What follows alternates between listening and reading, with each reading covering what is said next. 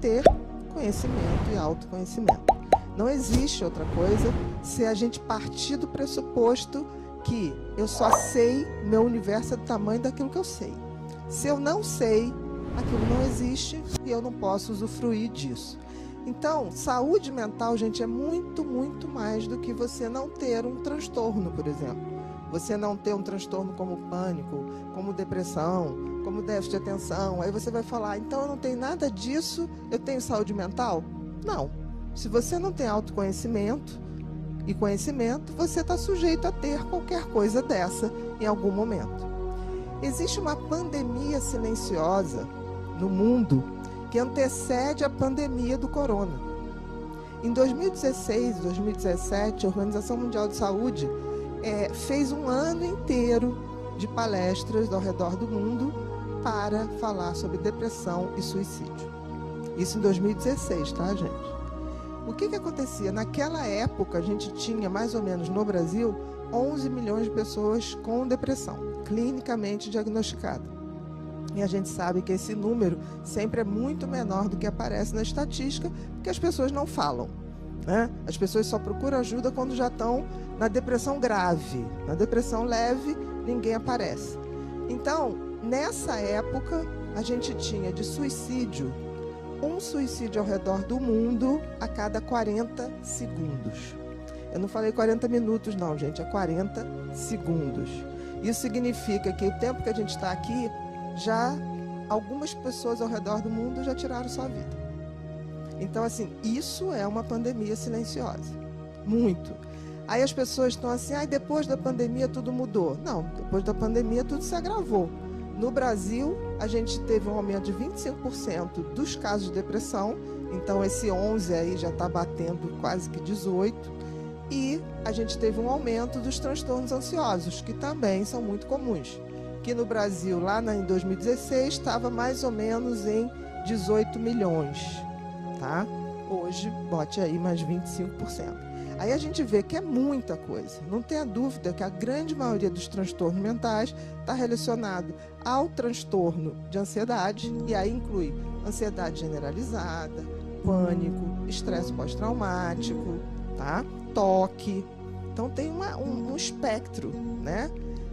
E também fobias. Muitas pessoas têm fobias. Aí você fala assim, é a maioria dos transtornos ansiosos? Sim. Mas o problema é que fobia é uma coisa que a gente evita. Você tem fobia de cobra. Você já viu alguém que tem fobia de cobra? Chega, eu tenho super fobia de cobra, encontro cobra todo dia quando eu saio. Eu encontro com ela na rua. Quem tem fobia evita os lugares. E aquilo não dá problema até o dia que ela se depara com aquilo.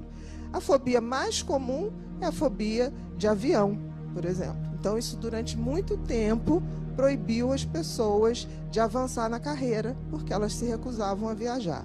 E uma outra fobia muito comum é a fobia social. Gente, fobia social não é uma pessoa que não goste do social, que eu já vi gente chamando psicopata de fóbico social. Tem nada a ver. Fobia social é a timidez patológica. Ou seja, um tímido social, ele gosta de interagir, mas ele passa mal quando ele faz isso. Então, se eu fosse uma fóbica social, eu não conseguiria estar aqui em cima. Eu estaria me desmilinguindo em suor, tremor, sede e taquicardia. Tá? Então, isso é a tal fobia social. Muito bem, isso tudo a gente hoje já ouviu falar. Todo mundo já ouviu falar da timidez patológica, todo mundo já ouviu falar da depressão. Tudo isso tem tratamento. São raros os casos que a gente não tem tratamento. Mas aí a gente tem que avançar um pouquinho. A gente sabe que existe, a gente sabe como identificar, ou pelo menos devemos saber, tá? Não só para a gente, mas para as pessoas que estão ao nosso redor. Mas aí eu pergunto, e a nossa condição humana? Porque assim, autoconhecimento é o saber quem eu sou e a que eu me destino, certo? Tem muita gente que não sabe a que se destina, mas sabe quem é, ou não. Saber quem é eu saber quais são meus lados positivos, quais são meus lados negativos, o que eu tenho como sentido da vida e como eu faço isso em propósito de vida. Tá? Então, isso é uma coisa que muito mais a filosofia tem para dizer para a gente do que a própria medicina. E eu acredito muito nessa união de psicologia, medicina e filosofia, tá? Porque lá na Grécia Antiga, os filósofos eram tudo, né, gente? Não tinha o médico, não tinha o sábio, que era o cara que estudava de tudo e servia aos reis. Então, quando a gente fala o conhecimento, eu primeiro tem que saber o que nós somos. Por exemplo, todos nós aqui somos humanos, certo? Muito bem. Somos humanos, mas somos seres humanos? Qual a diferença? Humanos, a gente basta nascer. Sou da espécie humana. Agora, se tornar um ser humano requer que eu haja como ser humano. É um processo. Qual é a essência do ser humano? É um animal que agrega valores àquilo que ele faz. Então, se eu sou um ser humano de verdade, eu sou uma pessoa que tem valores, virtudes, ou seja, pratico os meus valores para mim e para os outros e uso a sabedoria para poder saber exatamente a quem eu dedico o meu melhor, a quem não adianta dedicar e o que eu posso fazer para mim. Isso seria uma definição muito simples, uma definição bem de Epiteto, Epícoro, o próprio Platão também andou por ali. Então, ser humano é aquilo que eu me torno. E me torno quando eu sou uma pessoa melhor para mim e melhor para os outros. Certo? O que é sentido de vida? Por exemplo, todos nós temos um sentido e nascemos com uma cola para saber. Cola que eu digo é colar mesmo, tá, gente? De alguma maneira o Criador nos deu uma cola. E essa cola vem em forma de talento. Dom ou talento. Você já notou que muita gente tem crianças que com muito pouca idade tem ouvido absoluto. Aí você fala, bom, o cara nasce com isso. Ele vai ser pedreiro? Ou ele vai ser engenheiro? Se for, está indo no rumo errado, né? E é muito interessante porque todos nós temos muito cedo esse talento aflorando. As crianças têm isso muito perceptível. O que acontece é que nós não estamos preparados para ver. Aí a gente começa a botar os meninos para jogar bola, as meninas para fazer balé, aquela coisa de manada. A gente fala tanto de manada, mas a educação é feita em manada. Quem aqui observa os talentos dos seus filhos? Mas dá força para isso? Ou fala assim, esse talento não presta? Porque tem pai que fala assim, esse talento não presta. Entendeu? Eu atendi um menininho de Portugal, uma graça. E o pai queria obrigar que ele jogasse futebol. E o menino, eu não dou para isso, é um vexame. Eu falei, tá bom, meu filho, para que você dá? Ele falou assim, para assuntos especiais e secretos. Eu falei, então você me explica que eu convenço seu pai, né? Ele já na época hackeava sistemas de segurança. Ele tinha 9 anos na época. E aí ele sabia nas vizinhanças inteiras câmeras de vigilância. Eu falei, o que você quer fazer na vida? Eu quero ir para a Inglaterra. E eu quero estudar, assim, para estar no FBI, para estar no serviço secreto da rainha. Eu falei, meu filho, você explicou ao seu pai? Não, porque senão ele vai saber que eu vigio o computador dele e ele trai minha mãe. E ele tem 3 namoradas. 3. E uma é casada e tem 2 filhos. Eu falei, olha, vamos deixar esse assunto de lado. Assim, deixa que eu falo com o teu pai esse detalhe. Entendeu? Não precisa falar para sua mãe, não precisa nada disso. Importante que você, com 14 anos, possa ir para a Inglaterra. Você está estudando? Eu estudo isso, né? Eu falei, mas quem te ensinou? Ninguém, eu sou autodidata. Hoje ele realmente faz parte de ele tem uma empresa de segurança na Inglaterra. Vive muitíssimo bem. Eu ainda falei para o pai, olha só, para ele ser um jogador medíocre, é melhor te sustentar sendo um empresário brilhante. Então, assim, eu vi essas ignorâncias acontecerem. Então, voltando, o sentido da vida, a gente traz uma cola. O sentido da vida é usar o talento que me foi dado, tá? Para eu poder montar o propósito da vida. Agora, o que é o propósito da vida? Quando eu uso o meu talento para o meu autoaperfeiçoamento e para que eu possa também beneficiar outras pessoas. Por quê, gente? Aí você encontra a glória da vida, né? Quando eu estou melhor e esse meu melhor dá um melhor também para os outros, nem que esses outros sejam 4 pessoas que moram com você, não tem problema. Porque tem gente que acha que tudo é assim, propósito tem que ser para o mundo. Não, gente, não precisa. Basta você dar o seu melhor para as pessoas que estão convivendo. Você convive com mais, se esforça para fazer mais. Mas não é isso. Então, quando eu tenho propósito, sentido da vida e propósito, eu atinjo a glória da vida. Por que isso? Antes que a gente se perca, todo humano é um animal, certo? Nós estamos dentro da natureza, certo? Nós não somos dono da natureza. Apesar da gente ter um delírio, né? A gente acha que a gente manda na natureza, mas não manda. Então, como qualquer outro ser vivo que está na natureza, a gente tem um propósito que já é pré-determinado. Por exemplo, alguém já viu a macieira da laranja? Não, macieira da maçã, laranjeira da laranja. O sol, qual é o sentido e o propósito do sol? Brilhar, gerar calor, que gera vida. Para o nosso planeta, então, gera muita vida. Imagina que um dia o sol levanta e fala assim, hoje eu não estou a fim de trabalhar, não estou a fim de fazer nada. O que acontece? Em poucos dias a gente congela e a gente morre. Da mesma maneira, nós também somos elementos disso. Porque eu acho bonito a gente falar assim, eu não sei, não quero mais nada. Gente, a gente nasceu e foi feito para um propósito. Você não tem como fugir disso. E eu não estou falando isso como uma coisa ruim. Eu estou falando isso exatamente como uma coisa boa. O sol se aquece com o aquecimento dele? Não. A laranjeira come a laranja? Não. O rio bebe a água? Não. Então, está na natureza uma lei que é você tem que servir aos outros. E a gente se esquece disso. Então, quando eu falo que a gente tem que também servir aos outros, não é porque eu sou generosa, é porque eu faço parte da natureza e as regras da natureza é isso.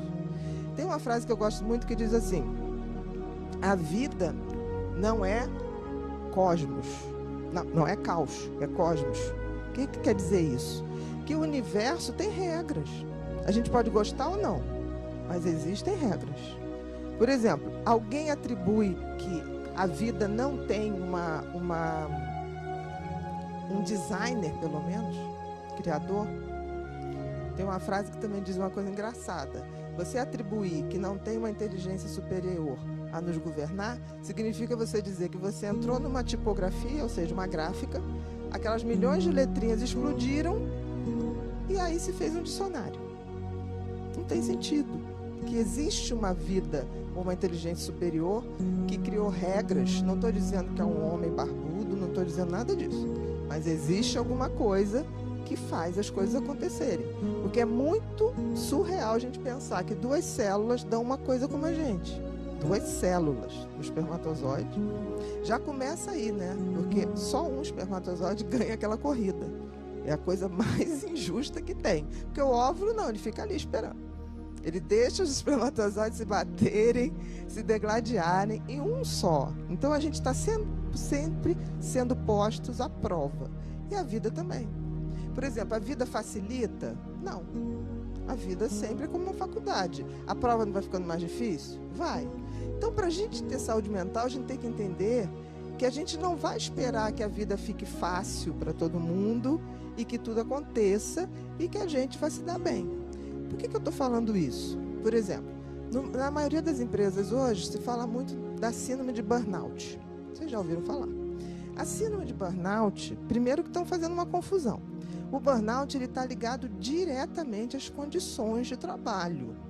Por exemplo, burnout na pandemia. Não tenha dúvida que médicos, enfermeiros, faxineiros de hospitais, muitos tiveram burnout. Porque eles não podiam nem ir em casa. Eles tinham que ficar porque não podiam contaminar as famílias. Muitos médicos morreram na pandemia. Muitos enfermeiros morreram na pandemia. Então, eu estou falando isso porque tem gente que, por exemplo, tem um problema em casa, uma relação abusiva, ou então uma mãe com uma doença crônica, um pai com Alzheimer, e aí ela está sobrecarregada em casa, e aí ela chega no trabalho e está com burnout. Não. O burnout está ligado às condições de trabalho. Por exemplo, eu estava vendo com o Fernando, com a Cris, com a Deb, a Débora, gente, a quantidade de serviços que vocês têm à disposição de vocês, é incomum isso numa empresa. É incomum. Mas a questão é, vocês estão usando? Porque, por exemplo, tudo está à disposição. Mas eu tenho que ter a sabedoria. Você lembra? Valores, virtudes, sabedoria. Eu tenho que ter a sabedoria para usar. A empresa não vai poder te dizer, por exemplo, olha, você está com uma relação abusiva dentro de casa. Nós temos que ir lá tirar seu marido. Não, a empresa vai te dar os meios legais para que isso possa ser feito. E também vai entender se você não puder fazer. Por quê? Porque tem hora para tudo, né? Às vezes não é a hora da pessoa. Eu sempre digo isso. Tem gente que fala assim, ai, Biva, como é que você faz com um paciente que não faz o que você disse? Nada. Sabe por quê? Tudo tem tempo. Tudo. E talvez a coisa mais engraçada e generosa que a gente possa fazer para uma pessoa, às vezes é só ouvir. Porque o tempo dela vai chegar. Aí as pessoas falam assim, você tem paciência, fulano já falou isso 10 vezes. Ok, é porque a hora dele não chegou. E eu faço isso por bondade, talvez por sabedoria. Porque a gente sabe, tipo assim, a ficha cai para cada um em um determinado tempo. Aí alguém vai dizer assim, e se nunca cair? Não era nessa vida. Também pode acontecer. Entendeu? Então, assim, não adianta a gente querer que os outros façam tudo pra gente. Pra gente ter saúde mental, não basta ter autoconhecimento, não basta ter conhecimento, a gente tem que ter coragem, resiliência, pra gente fazer uma coisa que se chama ressurgência. Vamos lá, falei uma opção de nome difícil, mas agora a gente vai detalhar. Autoconhecimento é aquilo que eu falei. Você tem que dizer para você o que você é, quem é você, quais são suas melhores partes, quais são suas partes que você tem que melhorar. Conhecimento, eu saber um pouco de tudo. Por exemplo, eu não tenho toque, mas saber um pouco de toque faz com que eu entenda um colega meu, que muitas vezes tem um sofrimento atroz, mas é a pessoa mais honesta que você vai ver na vida. Se eu tiver que um dia deixar o país, por qualquer circunstância, eu pego um paciente de toque e peço para ele guardar tudo. E ele ainda vai fazer o seguinte, ele vai aplicar, ficar culpado, porque ele conseguiu um rendimento de 10%, ele podia ter conseguido 12%. E ele não vai se perdoar por isso. Então, por exemplo, a pessoa que tem um perfil, não precisa ser toque, mas o perfil toque é aquela personalidade perfeccionista. Alguém aqui imagina um perfeccionista trabalhando numa engrenagem caótica, criativa? Você bota um perfeccionista numa sala de brainstorm, de marketing, ele enlouquece. Ele vai ficar vendo aquelas bolinhas que as pessoas... Não, isso não presta. Tá, joga no chão. Ele vai catar o chão. Então, quando a gente fala, ele é ruim, não. Ele está no lugar errado. Ele é muito bom. Por exemplo, a minha secretária que trata de agenda, minha, é perfeccionista. Ela é totalmente perfeccionista. Se eu inverto alguma coisa, ela não está na ordem errada. Eu falei, não, pode deixar que eu dou um jeito na minha ordem. Mas eu preciso disso, porque eu tenho TDAH. Eu sou oposto, sou aquela pessoa que eu não paro. Então, está tudo aqui na minha cabeça. Às vezes a cabeça falha. Aí você tem que ligar para o perfeccionista e falar assim, perfeccionista, o que eu tenho para fazer exatamente agora? Então, é a melhor parceria para mim em trabalho, é o perfeccionista. Agora, ele sofre comigo? Sofre. Muito, muito. Mas a gente se complementa, né? É o hiperativo com o perfeccionista. Outra coisa também, a pessoa que é muito social. Você pega uma pessoa dessa, vai botar no laboratório de pesquisa, ela vai falar com as bactérias e contaminar todo o processo, por exemplo, de produção de uma vacina. Entendeu? Vai. Então tira ela de lá, deixa o perfeccionista, que o perfeccionista vai ficar vendo a bactéria reproduzir, vai ficar vendo quantas colônias deram, vai medir. Por exemplo, arquiteto. Todo arquiteto tem que ter um pouco de perfeccionismo e toque. Porque fazer aquelas medidas todas, você vê se o arquiteto é bom se ele chega na tua casa já ajeitando o quadro. Você deixa um quadro bem torto e vai falando com ele, de repente ele vê o quadro torto, ele não vai mais. Aí você fala assim, pode ir lá, ajeita, pode ajeitar. Aí ele fica bem. Então esse conhecimento do outro, não para você dar diagnóstico, mas para você ter a tolerância. Porque aquela pessoa também tem um lado muito bom. E a gente tem que descobrir. Porque senão a gente vai guerrear, gente. Olha, nós somos uma espécie muito mequetrefe, né? Olha só, o ser humano é um bicho sem pelo, né? A gente morreria muito fácil na Antártica, por exemplo. É um bicho sem potencial de musculatura. Olha um tigre, olha a gente. Sem velocidade, sem força física. Aí você fala, nossa, como é que a gente chegou ao topo, né, do reino animal neste planeta? Colaboração. Só isso. A gente resolveu colaborar um com os outros. E estamos fazendo o contrário hoje. Hoje a gente está na competição. Então, a burrice a gente competir como se o outro fosse inimigo. Não tem sentido isso. Por exemplo, uma empresa que faz com que os seus colaboradores fiquem competindo entre eles é burra. Porque o que vale para uma empresa? Todos nós somos descartáveis. Todos. E todos nós devemos morrer um dia. É uma das regras do universo. Não fui eu que fiz. Tá? Muito bem. Tudo vai continuar? Se a gente deixar um legado, vai. O que importa numa empresa? Qual é a filosofia da empresa? Eu tenho que ver se eu, como pessoa, me adequo àquela filosofia. E eu tenho que ajudar para que isso seja um legado passado à frente. Porque, assim, é muito bom a gente ser elogiado, é muito bom isso, mas, assim, não tem sentido se você não tocar a vida dos seus colegas. Não tem sentido. O busto que vão fazer da gente vai ser para pombo fazer cocô. Então, a gente tem que ter essa interação agora. Porque o que a gente deixa nas pessoas? As boas memórias. Eu sempre digo que eu estou sempre vivendo, e isso é fundamental para a saúde mental, eu estou sempre vivendo para criar boas memórias. Sempre. E lembre-se disso, existe uma síndrome chamada declínio da alegria de viver, que começa aos 23 anos. É sério. Quantos sorrisos uma criança de 3 anos dá por dia? 400 em média. Mas você já viu criança brincando? Repete. Você já viu criança? Você já viu que se gosta de um filmezinho, bota de novo. E de novo, e de novo. Você conta a historinha de noite, ri. E no dia seguinte conta de novo. Aí você conta de novo. Então uma criança de 3 anos ri em média 400 vezes por dia.